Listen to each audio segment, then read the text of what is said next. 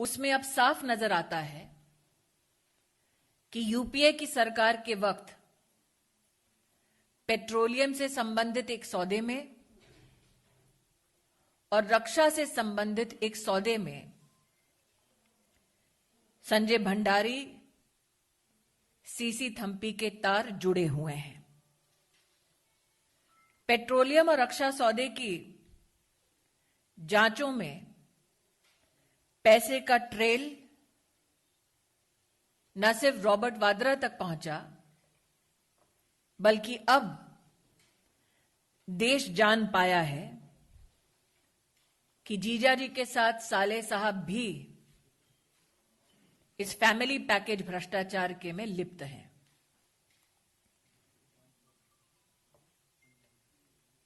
आज इन तथ्यों को पढ़ने के बाद जनता शायद समझ पाई है कि डिफेंस के सौदों में राहुल गांधी विशेष रुचि क्यों ले रहे हैं। उनका इंटरेस्ट मात्र राजनीतिक नहीं बल्कि आर्थिक और पारिवारिक है। राहुल गांधी जी को अब जनता को बतलाना होगा कि एचएल पावा के साथ उनके श्रीमती वाड्रा के विशिष्ट संबंध जमीन के मुद्दे पर क्यों हैं। कांग्रेस को टाइम्स ऑफ इंडिया की एक रिपोर्ट 2012 में जो निकली, उसमें जो विश्लेषण हुआ महेश नागर का, उसके संदर्भ में यह भी जवाब देना पड़ेगा कि क्या महेश नागर के भाई ललित नागर को खरीद फरोख्त में भ्रष्टाचार के संदर्भ में शिष्टाचार को देखते हुए क्या कांग्रेस ने हरियाणा में विशेष टिकट दी।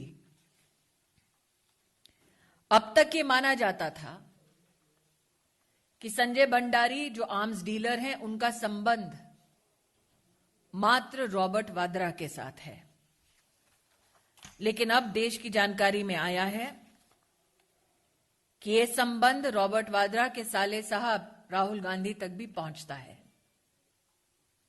भ्रष्टाचार में जीजा साला की क्या मिली भगत है संजय भंडारी, सीसी थम्पी, एचएल पावा के साथ, जो समाचार सूत्रों के माध्यम से राष्ट्र के सम्मुख प्रस्तुत हुए हैं, इस पर अब राहुल गांधी को देश को जवाब देना होगा।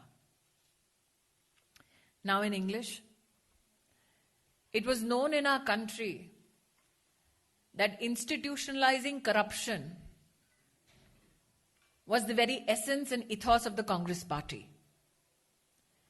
Yesterday, news reports brought to fore the family package of corruption emanating from the Gandhi-Vadra nexus.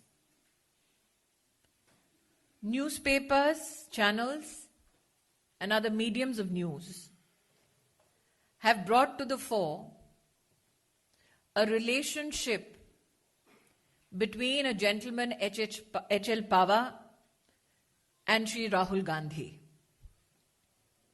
Shri Gandhi, on the basis of this newspaper report, has procured land from Mr. H.L. Pava through a conduit, a representative Mahesh Nagar.